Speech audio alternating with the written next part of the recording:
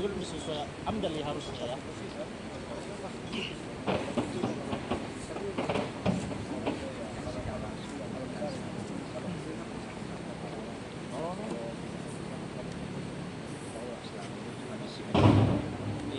Oh iya. Kalau di sebelah kayak udah sedikit kali pun di proses pengambilan air dari upstream ya Pak. 500 meter ya Pak. Iya. Hulu ya. Sebelum tercampur ya Pak sama air sudah proses.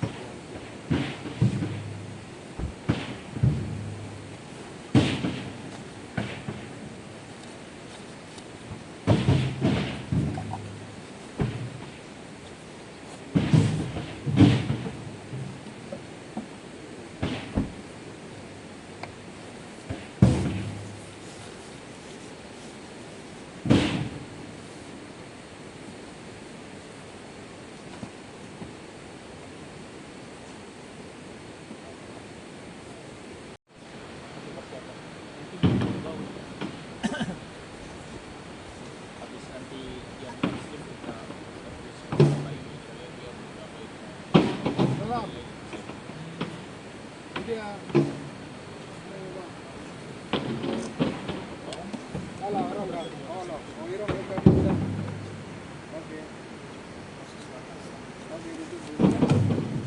air sungai yang diproduksi apa itu, nah itu nanti besoknya dibawa ke Jakarta diserap oleh ada berapa tipe jadi ada 200 ada 500 ini yang 500. Jadi kegiatan sampling tim terpadu ini, ya, ini ada SK tersendiri, keputusan dari Bupati Tapanuli Selatan yang terakhir mulai dikeluarkan di 2024, ini berlaku hingga 5 tahun sampai 2028, dan diketuai oleh Sekretaris Daerah Pemerintahan Daerah Tapanuli Selatan. Kemudian dari tim terpadu ini terdapat beberapa divisi. Divisi sampling, divisi evaluasi, di mana kegiatan dari terpadu ini adalah sampling setiap bulan yang dihadiri oleh masyarakat, perwakilan dari masyarakat di lingkar tambang, juga keterlibatan dari pemerintah daerah. Kemudian setiap 3 bulan sekali kita melakukan pembukaan hasil dari sampel yang sudah dikirimkan tiap bulan ke lab. Kemudian setiap 3 bulan kita buka hasilnya yang dirilis oleh lab, kemudian dibacakan, dievaluasi oleh tim ahli. Tim ahli melibatkan dari akademisi, dari baik dari tim USU ataupun dari kabupaten. Kemudian setiap 6 bulan sekali kita lakukan kegiatan diseminasi, yang salah satunya kemarin terakhir yang kita lakukan di Padang Sidempuan. Nah, itu melibatkan lebih luas lagi masyarakat 15 desa lingkar tambang di luar tim terpadu itu diundang untuk kita sampaikan kualitas air yang kita kelola, yang PTAR kelola, dan dibuang ke Sungai Batang Toru. Jadi hasil dari analisa ini, pemantauan ini merupakan tolak ukur keberhasilan ataupun tolak ukur keberhasilan ya dari sistem pengelolaan di PTAR yang dilakukan, di mana PTAR memiliki ipal yang kita sebut dengan WPP. Dari situ diolah dulu sebelum dirilis ke lingkungan dengan menggunakan pipa sepanjang 6,6 km sampai ke Sungai Batang Toru ini. Nah, kita ada tim sampling ini dibagi 2 tim. Yang satu tadi sudah mengambil di WPP, itu sebagai titik penatan kita. Kemudian nanti bergerak ke titik 2000 downstream, artinya dihilir dari ujung pipa pembuangan sama titik ke 3000. Sedangkan tim yang B ataupun tim kita yang saat ini ada, itu akan mengambil di upstream 500, upstream dari titik pembuangan air sisa proses kita, kemudian di titik 30 di downstream, kemudian di ujung pipanya, kemudian di titik hilir 500 meter di hilir dari pipa, dan 1000 meter di hilir dari pipa. Secara umum kegiatan seperti itu mungkin. Dampak yang ini Bang, pembuangan ini ada nggak dampaknya dengan Sungai Batang Toru? Jadi ada ketentuan peraturan yang mengikat diizinkannya air sisa proses atau dari kegiatan operasional itu bisa dibuang ke badan air ataupun ke lingkungan. Kita mengacu ke Kepmen LH nomor 202 tahun 2004. Di situ ada beberapa parameter yang harus dipenuhi. Ada kurang lebih ada pH, TSS dan beberapa logam yang terlarut di situ. Ini adalah parameter tersebut yang akan dianalisa nantinya oleh laboratorium. Dari hasil pembukaan hasil dan terakhir kemarin pun diseminasi, kita membuatkan tren selama 1 tahun pengambilan sampel dari mulai Januari sampai ke November, karena yang Desember baru kemarin dibuka. Itu menunjukkan hasilnya itu jauh sekali di bawah baku mutu yang ditetapkan. Nah, artinya selama kita memenuhi baku mutu dan itu kita sudah melakukan pengolahan dengan baik, Pak. Selama ini ada nggak kendala Bang terkait proses ini, pembuangan ini? Pembuangan atau sampling? Iya, pembuangan apa dari sampling ini kan ada nggak dampak buruknya gitu? Selama ini kan udah sering kita lakukan ini. Sisa proses ini ada nggak dampak? Ekosistem sungai itu. Baik, yang pertama kita akan berkomitmen memastikan bahwa kualitas air yang dibuang ke Sungai Batang Toru ini tetap memenuhi baku mutu yang dipersyaratkan. Yang kedua, kita melakukan juga pemantauan akuatik biota yang dilakukan oleh USU. Kita ada kerjasama dengan USU. Itu dilakukan pemantauan setiap 3 bulan sekali. Dari hasil pemantauan yang sudah berlangsung, bahwa beberapa parameter itu ada keanekaragaman, ada plankton, ada bentos, termasuk logam di dalam biota tersebut sudah dianalisa, dan itu dinyatakan memang tidak ada dampak dari kegiatan pertambangan dari hasil laporan yang dikeluarkan oleh USU. Mungkin demikian, Pak. Setelah pasca banjir bandang kemarin, apakah gimana kondisi?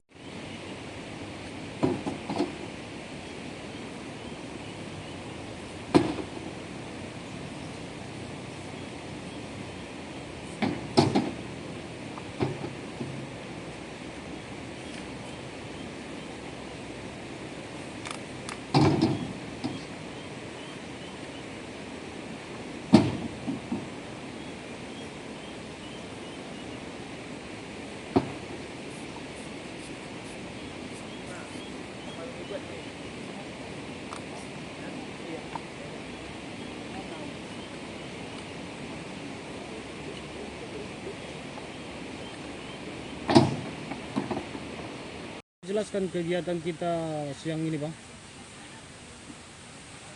Kegiatan saya ini, kegiatan saya ini terkait dengan pengambilan sampel dari tim terpadu tim terpadu apa namanya? 15 lengkap tambang. Kemudian apa saja peranan dari Dinas Lingkungan Hidup dalam pengambilan sampel ini? Dinas Lingkungan Hidup kalau bersama masyarakat ini sama peranannya, karena itu terpadu. Kalau berdasarkan tim terpadu, yaitu sebagai pemantau atau cenderung untuk mengawasi pelaksanaan pengambilan sampel dari PTAER, apakah sesuai dengan peraturan perundang-undangan atau dengan SOP yang sudah ditetapkan. Terkait dengan tugas Dinas Lingkungan Hidup sendiri tanpa tim terpadu, itu pun sebetulnya sudah menjadi pengawas dan pembina dari proses kegiatan usaha di Kecamatan Selatan. Berarti rutin Dinas Lingkungan Hidup mendampingi dari tim ini Bang ya? Masyarakat, Pak? Iya. Ya, kalau ini sekali sebulan. Sekali sebulan. Ya. Termasuk nanti yang ketika sampel ini dibawa ke lab. Ya. Kira-kira ada nggak kendala dari Dinas Lingkungan Hidup sendiri terkait pemantauan ini Bang? Kendala yang dia atau ada sesuatu ada gitu? enggak gitu aja. Sudah berapa lama? Kalau ada kalau enggak apa-apa. Atau banyak hewan atau banyak binatang buas yang mengganggu atau Aktivitas saja. apa sendiri? Ini kan Setelah- sudah rutin tiap bulan. Iya, iya. Ya sudah buat saya udah biasa dengan lagi ini Minta- akibat dari banjir ini bencana kita ini ya kami berharap nanti untuk PT Air perbaikan apa kita ini pipa kita ini kan pipa udah pipa udah udah 4 luar itu. Beruntung kita pun udah nggak ada lagi itu diperbaiki, kemudian akses jalan kita pun kalau bisa dibagusi karena kemarin tadi kan mobil kita satu terpuruk gitu kan ya. Itu mungkin maksudnya. Entah ada masyarakat yang ngadu ke dinas lingkungan hidup sendiri terkait dampak atau ada yang berpenyakit atau ada mungkin atau seperti apa? Mudah-mudahan tidak ada. Itu kalaupun ada pengaduan-pengaduan gitu, itu kan sering kita diskusikan di Pintu Palu. Yang ada Pintu Palu ini kan ada juga akademisi, profesor kita ada yang mendampingi. Jadi sering kita diskusi mungkin ini Pak Parla, Pak Anto itu udah biasa. Jadi terkait limbah ini bisa nggak dikonsumsi masyarakat atau seperti apa gitu kan yang tinggal di hilir sungai gitu? Itu gimana pandangannya dari dinas sendiri, Pak? Ya limbah bukan untuk dikonsumsi. Nggak bisa ya? Limbah itu bukan untuk konsumsi. Ingat lagi air limbah itu kan dipantau sudah memenuhi persyaratan baru boleh dibuang. Baku mutu limbah cair namanya. Itu bukan limbah, ini kan Bukan sisa untuk air dikonsumsi. proses ini. Sisa air proses, bukan limbah langsung. Jadi kan warga kan banyak tinggal di hilir gitu atau ada nggak ininya gitu? Efek samping atau Ya gimana? dampaknya terhadap ini gitu. Mudah-mudahan selama ini nggak ada, Pak. Mulai dari 2013 ini pembuangan apa ini ya? Dari sisa proses dari ada. Ini bukan limbah yang dibuang, ini sisanya yang diolah dulu di WPP namanya, baru dibuang ke Sungai Batang Toru. Bukan limbahnya, jangan salah persepsi ya. Sekitar ini Pak. Kegiatan kita hari ini adalah pengambilan sampel di Sungai Batang Toru. Ya, ini di titik 0, 500, 1000, 1500 untuk daerah Ronggang. Ini Pak, jadi apa peranan orang Bapak dalam pengambilan sampel ini? Peran kami di dalam pengambilan sampel ini adalah mengamati pengambilan sampel. Ya, bagaimana proses daripada pengambilan sampel itu diambil di Sungai Batang Toru, kemudian dianalisa. Ini nanti akan dibawa ke Jakarta ke Lab Intertek. Ya. Orang Bapak ya, terus memantau dari proses pengambilan sampai nanti ke Jakarta ya. Iya, Ini sudah rutin kita lakukan Pak. ini setiap bulannya. Namun kalau kami daripada perwakilan masyarakat itu adalah sekali 3 bulan, ya sekali 3 bulan itu ke Jakarta membawa sampel ini. Selama proses pemantauan pengambilan sampel Pak, ada nggak pernah ada persoalan atau masalah yang ditemui atau selamanya berjalan sukses? Sejauh ini ya alhamdulillah tidak ada permasalahan karena kami masih tetap di dalam koridor daripada pengambilan sampel. Entah ada warga yang mengalami gatal-gatal atau dampak penyakit lainnya kira-kira ada nggak Pak selama ada saluran pembuangan ini? Sepengetahuan kami sudah ya mulai tahun kemarin lah, sebetulnya kami baru 2 tahun lah untuk tim terpadu ini. Belum ada belum ada belum ada keluhan masyarakat tentang dialirkannya daripada sisa proses tambang emas ke Sungai Batang Toru mengakibatkan ya ada gatal-gatal atau penyakit kulit pada masyarakat. Sejauh ini belum ada begitu. Ini kira-kira ada berapa desa yang ini Pak? Kira-kira yang di wilayah ini yang Kalau menjadi saluran desanya ya sebetulnya di 15 lingkar tambang ini ya yang dialiri oleh Sungai Batang Toru ya, termasuk dia untuk daerah ini ada daerah Apesong Baru, kemudian Bandar Hapinis, Hutaraja dan Muara Hutaraja. Ya, itu ada yang memang betul-betul dilalui oleh Sungai Batang Toru. Selama jadi tim terpadu Pak, apakah pernah ada yang langsung meminum airnya dari pipa itu? Dulu waktu peluncuran kemarin itu langsung gubernur ya sama bupati langsung minumnya dulu di waktu launchingnya itu. Sekarang kira-kira ada nggak yang berani itu Pak minum ya Pak? Kalau sekarang kira-kira. Nah, sekarang ya mana ada, karena belum ada. Ngapain kita mau minum itu? Ada kok aqua ya. Oke. Ngapain kita mau minum itu? Oke, iya. Iya, ada aqua ini aqua.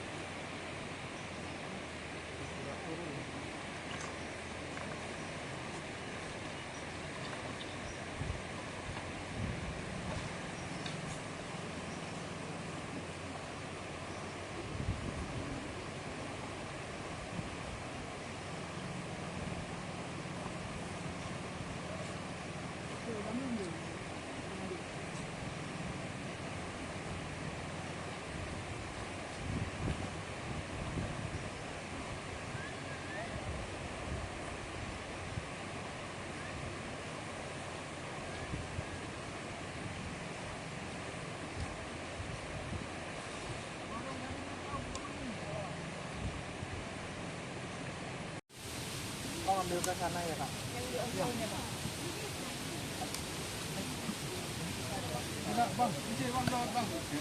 Tok, kawannya. Betul aja.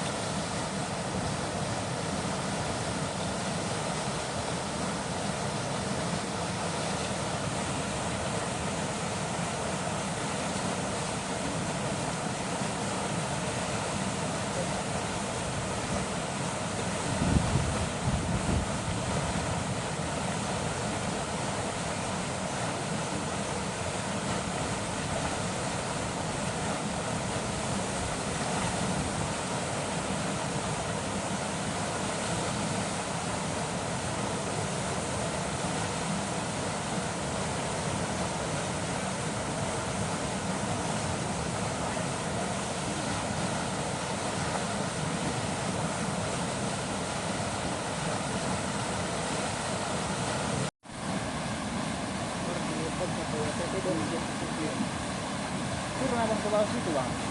Jangan lanjut, jangan kalau nggak pakai safety nggak boleh. Ada teknologi zoom aja.